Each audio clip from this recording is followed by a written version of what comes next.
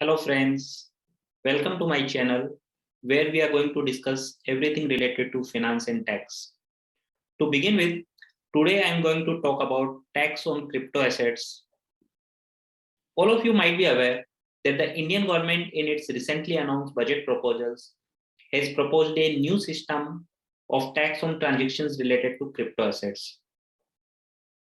Before I talk about the taxation part, let me tell you in brief what is cryptocurrency and how it works. A cryptocurrency is a digital currency, or you can say it is a medium of exchange that is digital, encrypted, and decentralized. Digital means it has no physical existence and it is designed to work through a computer network, and decentralized means it is not reliant on any central authority such as a government or bank to control or maintain it. So unlike the Indian rupees, US dollar or the euro, which are centrally and centralized and controlled by the central bank of the respective countries, in case of cryptocurrency, there is no such central authority that manages and maintains the value of cryptocurrency. So we are moving from centralized currency system to a decentralized currency system. So no individual or authority controls the cryptocurrencies, and task of managing and maintaining the cryptos are basically distributed among a cryptocurrencies users by the internet. Now the question is how it works. So friends, whenever a cryptocurrency comes to your mind, I'm sure one more word would have come to your mind, which is blockchain. In fact, cryptocurrency works on a technology called blockchain. A blockchain is an open distributed ledger that records transactions in a code language. It is like a book where you can write down details of your transaction. You can compare each book to a block, and the entire book, which is a group of pages, is a blockchain. With a blockchain, everyone who uses a cryptocurrency has their own copy of this book to create a unified transaction record. Software then logs each new transaction as it happens, and every copy of the blockchain is updated simultaneously with a new transaction, keeping all records identical and accurate. So whenever a new transaction is entered, it is transmitted to a network of peer-to-peer computers scattered across the world. This network of computers, who are called miners, then solve some mathematical equations to confirm the validity of the transaction, which also helps in preventing any fraud. Once it is confirmed that the transaction is legitimate, then they are clustered together into blocks. These blocks are then chained together to create a long and permanent history of transactions. And this is how a transaction is completed.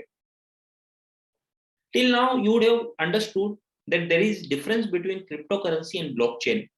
So cryptocurrency is not blockchain, but the technology behind cryptocurrency is blockchain. And the cryptocurrency is just a small part of it. On the other hand, blockchain as a technology can have numerous uses, and cryptocurrency is just one of them. We can have a separate video on blockchain and its possible uses. So coming back to cryptocurrency, there are thousands of cryptocurrencies. In fact, there are more than 10,000 cryptocurrencies in existence as of February 2022. Bitcoin was the first cryptocurrency which was founded in 2009, and it is still the most popular cryptocurrency. The currency was developed by a person called Satoshi Nakamoto. Satoshi Nakamoto released a white paper on Bitcoin in 2008. Interesting thing about this person is that precise identity of this person is still unknown. Those who want to know more about it can read the white paper. The link to the white paper is given in the description. Now coming to the question, when the cryptocurrency is digital with no physical existence, how it is stored? So friends, cryptocurrency is stored in crypto wallets, which can be either physical devices where tokens which contain the private keys of your cryptocurrencies are stored, or the wallets can be in the form of online software similar to Google Pay and Paytm. Okay, so now you have cryptocurrency, but how you can use it? So you can use cryptocurrencies to buy goods or services at some of the places, generally online. But as of now, it is not accepted everywhere, mainly because the governments have not given their permission to accept them as legal tenders. Apart from that, considering the huge appreciation in the value of these assets and looking at its future, people are also using cryptos as an alternative investment option other than stocks and bonds. Some people even call it as digital gold. Not only this, cryptocurrency like Bitcoin can also be traded on on an exchange. Now, if there is buying and selling of cryptos and there is no central authority who manages it, then you must be thinking who decides the price of the cryptos. So similar to other commodities, the price of crypto is also decided based on demand and supply. If we talk about Bitcoin, its value was basically nothing when it started in 2009. As you can see, by 2011, its value was equivalent to $1. From there, after various ups and downs, in November 2021, it hit $68,990 and then again dropped to around $46,000 at the end of 2021. Now, when I checked it last, it was around $44,000. So as you can see, cryptocurrencies can be very volatile. And despite volatility, cryptocurrencies have gained tremendous popularity in recent times, and the volumes of trading in such digital assets has increased substantially. Talking about volumes, as far as India is concerned, as per information available on the internet, as of now, there are about 40 cryptocurrency exchanges in India. Out of these, at least 10 have significant volumes, and the biggest one has a turnover of around rupees 34,000 crore. So the size of the market is quite large. Also, some of the reports claim that at least 10 crore of the Indian population have already invested in cryptos in one way or the other. However, downside is that considering the fact that due to huge volatility in its price, there is significant risk to the investors. Secondly, due to its decentralized feature and the fact that it's not regulated, it can be, and in fact, it is being used for illegal and criminal activities like terror funding, bribes, black money generation. You must have heard about dark web. Now, third, the central banks has a fear that if people start using cryptocurrencies, which as we discussed are decentralized, then these banks will lose their relevance. Precisely these are the reasons central banks and the governments are finding it hard to legalize it. So the central bank in India, that is RBI, tried to ban it by instructing the banks not to deal in it. However, as usual, then courts intervened and the RBI has to give up. The court said that till the time the government makes it illegal by making a law, RBI does not have any right to ban it. That's what Supreme Court said. But problem with the Indian government and even for other governments across the globe is that since few of the countries have already started accepting it and legalizing it, and considering the amount of investments people have made into it, they cannot afford an outright ban on it. So currently in India, cryptocurrencies are neither illegal nor legal. So the right course of action for the governments is to bring a regulation to control it instead of banning it, on which the government is still working on. While the Indian government is still thinking about its regulations, considering its increasing popularity, the government thought why to lose tax revenues on the cryptocurrencies. And so the tax on crypto assets was proposed in the Finance Bill 2022, which was presented by our Finance Minister on 1st February 2022. But do you think India is the only country who is thinking of taxing it? You see, India is neither the first nor the only country to tax cryptocurrency transactions. So before we discuss the tax proposals by the Indian government, why not discuss how it is taxed in other countries? So coming to the USA treats the cryptos as property and not currency. Therefore, it is taxed in the same way as any other assets like stocks, gold, etc. And it is taxed between 10% and 20%. However, if you are just holding it, or you are transferring it between wallets, or if you are donating it to a qualified tax exempt charity, you will not be taxed in US. So now, similar to US, in case of UK, cryptocurrency is treated as a capital asset, and capital gain tax is levied on the disposal of cryptocurrencies. And disposals, except gifts to spouse and civil partners, are taxed. Now, rate of tax is 20% for higher and additional taxpayers and 10% for basic taxpayers. So, coming to Canada, their cryptocurrency is treated as a digital asset. Although buying and holding does not attract any tax, selling does. And when you earn capital gain on selling or even making a gift, tax is levied. Even when you transfer it to get another cryptocurrency, tax is levied. When you use it to buy goods or services, then also you have to include it in your income. But here, only 50% of the capital gain is subject to tax and not the entire gains. On the other hand, Italy considers the cryptocurrency as a foreign currency. So accordingly, income from exchanges between cryptocurrencies or from cryptocurrency to fiat currency will be taxed at flat 26%. So Germany's tax system is a little bit different. Here it is considered as private money and not capital asset. If you hold it for more than 1 year and then sell it or exchange it or even spend your crypto, it's not taxed. Similar to what used to happen in India for long-term capital gain on listed shares.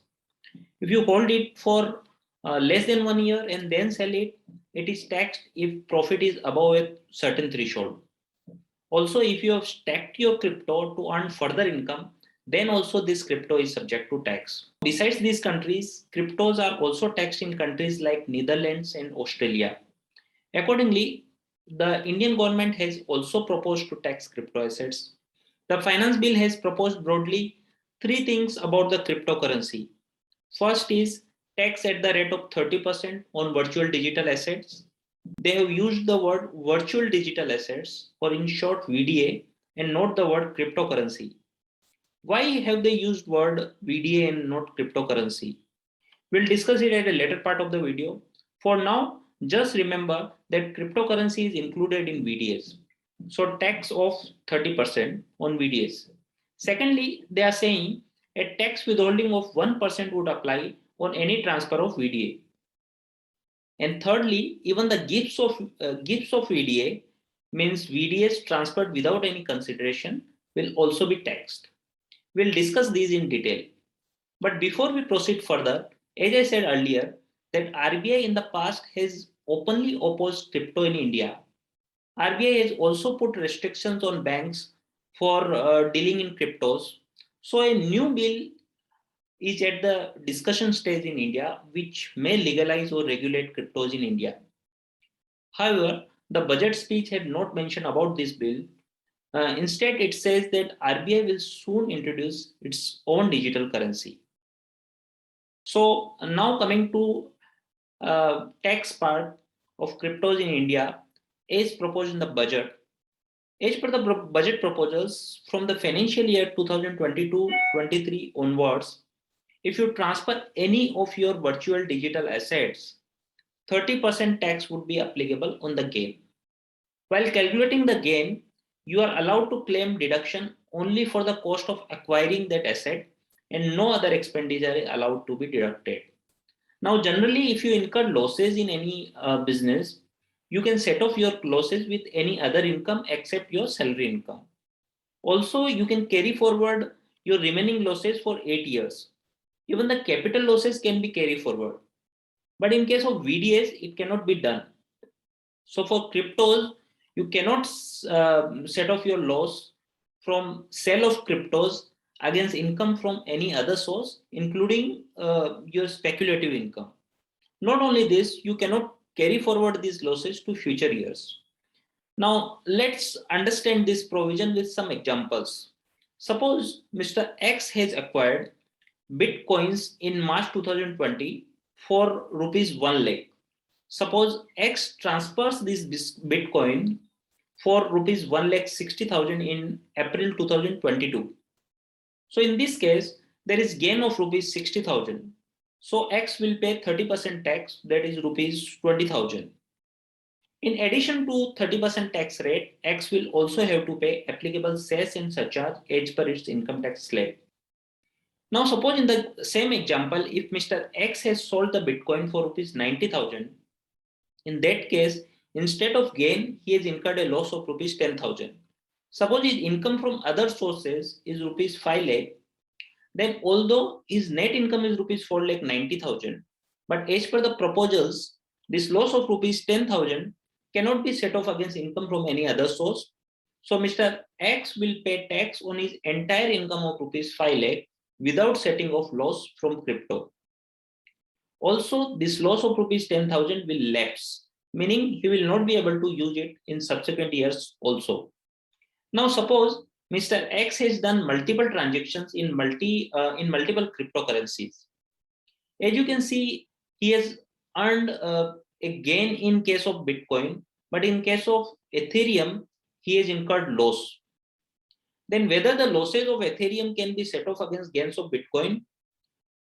So based on a plain reading of the provisions, it appears that restriction of setting off of losses arising from transfer of VDAs is only against income computed under any other provisions of the ITF. So there seems to be no restrictions to set off losses arising from one class of VDAs against gains from another class if it is within the same financial year. So here tax is required to be paid on net income of 30,000 only. One more important point here is that in normal scenario, if a person doesn't have taxable income, so in case of individual, if his income is less than rupees 5 lakh, then normally that person is not required to file his income tax return in India for that year. However, if a person has any tax liability from crypto income, then now they will have to file a return even if their annual income is less than rupees 5 lakhs. Now moving to the second proposal related to crypto assets, which is TDS on payment for transfer of VDA. As per the budget proposal, if a person is making payment for transfer of VDAs to a resident, he is supposed to withhold 1% of total amount before making payment and pay this 1% amount to the government. So suppose Miss Y buys Bitcoins worth rupees 1 lakh from Mr. X. So instead of making full payment of rupees 1 lakh to X, Y will deduct 1%, which is 1,000 out of 1 lakh, and make payment of only rupees 99,000 to X, and rupees 1,000 she will deposit to the government on the name of X. Now suppose in the same example, Mr. X has Bitcoins and Miss Y has an iPhone. Mr. X says that I don't want money. Instead, give me your iPhone in exchange of Bitcoin worth rupees 1 lakh. Then in that case, how Miss Y will deduct TDS? So in that case, the government says, we don't care. It is your responsibility to do TDS. So either you recover TDS amount from X or you can pay from your own pocket. So in this case, Miss Y can recover the amount of TDS of rupees 1,000 from X and pay the government. Now, TDS also means that the buyer has to ask for the permanent account number and other details from the seller. This may lead to some amount of KYC compliances, but at the same time, it will help in curb anonymous transactions also.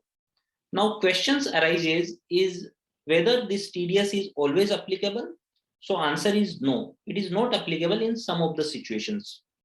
First, if X is non-resident, in our example, suppose means he is not a resident of India as per income tax law.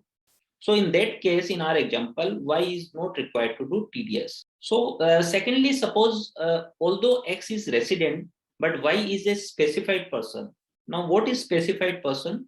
Specified person is either an individual or a HUF, it's a Hindu undivided family, and it did not had any income from any business or profession during the year. Or if in the last year, if it had any income from business or profession, Then turnover from that business in the last year was up to rupees 1 crore, or in case of profession, it was up to rupees 50 lakhs. In the case of specified person, TDS will not apply if it is making payment for transfer of VDS up to rupees 50,000 during the year. In case the buyer is other than an specified person, this limit is rupees 10,000. Now this change, this TDS applicability is from 1st July 2022. Now the question is, will this compliance impact the volume of buying and selling of cryptocurrencies? So in my view, while it may not affect investing volumes, trading volume in the sector will be surely hit. And from a withholding tax compliance perspective, there may be certain practical challenges also, especially for traders of cryptocurrency.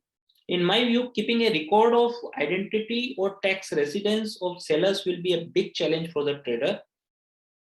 But hopefully, as proposed, the department will come up with the procedure and guidelines to remove the difficulty. Now, coming to third interesting change, which is gifting of VDS. Now, Income Tax Act levies tax on gifts received in cash, immovable property, or specified movable assets like shares, jewelry, painting, etc. So, as per the budget proposals, if suppose you have received a crypto asset as a gift from someone, and the fair market value of such asset is more than rupees 50,000, then you are supposed to pay tax on fair market value of that asset. Similarly, if suppose you have received a crypto asset for a price which is less than the fair market value of that asset, and the difference between price paid by you and the fair market value is more than rupees 50,000, then you have to pay tax on the difference between fair market value and price paid by you. Now, this gift tax is not applicable if you are receiving it from certain relatives or on the occasion of your marriage in certain other cases. Now, it is similar to how it is applicable to any other movable property which is received as gift. Now, question arises, how you will regulate the fair market value of the crypto asset? So, on this aspect, clarity is awaited, and the Income Tax Department will come up with rules for determining fair market value after these proposals are approved. Now, you see, many exchanges are paying to their employees crypto assets as part of their salary or bonuses. Now, after these gift tax provisions on cryptos, these receipts may be considered as gift and not salary under income tax law. In that case, employees who receive crypto assets as salary may end up paying tax at the rate of 30% instead of that applicable to their salary income. Now, remember, as I told you earlier, they have used the word virtual digital assets and not the word cryptocurrency. What does that mean? Well, they have given a very wide definition of virtual digital asset. As you can see on the screen, so we are not going to read the definition, but as you can see, regardless of the nomenclature used, VDA has been defined to mean any information or code or number or token generated through cryptographic means or otherwise, which can be transferred, stored, or traded electronically. Now, they have also specifically included non-fungible token, in short called NFT, or any other token of similar nature. They have said that the definition of NFT will be specified by a notification by the central government. But generally speaking, an NFT is a digital asset that exists on a blockchain, which allows anyone to verify its authenticity and who owns it. Now, digital art, images, videos, text, music, and even virtual real estate and even in-game items can be bought and sold as NFTs. So these NFTs can be included in the definition of VDS. Now, they have excluded Indian currency and foreign currency as defined under the FEMA. Now, the finance bill also authorizes the government to specify any other digital asset as a VDA or exclude any digital asset from the definition of VDA. In my view, because of the broad definition, VDAs can potentially include vouchers or reward points issued by shopping sites or credit card companies, or even the airline miles, etc. Now, even the metaverse events where rock concerts or marriages are taking place and users can buy clothing or other virtual gifts can also get impacted because of this wide definition. And they may also be included in the definition of VDA and be taxed accordingly. Now, edge can be seen, although the proposed tax provisions on cryptos looks easy, but they can have a very wide ramifications. Looks like the government has deliberately kept the definition of virtual digital assets broad due to the ever-changing landscape. Now, people are asking, if the government is proposing the tax on cryptocurrency now, does it mean that the transaction done till 31st March 2022 are exempt from tax? So, to answer that question, let me tell you, the Income Tax Act does not exempt any income other than agricultural income and certain specified income. Yes, for prior transactions, you can make an argument that whether it will be taxed as business income or capital gain or under any other source, instead of taxing it at flat 30%. You can also contest the allowability of set off or carry forward of losses for the transactions in cryptocurrencies done till 31st March 2022. However, if you do so, chances of litigation cannot be ruled out. So friends, I hope the video was informative for you. Bye and take care.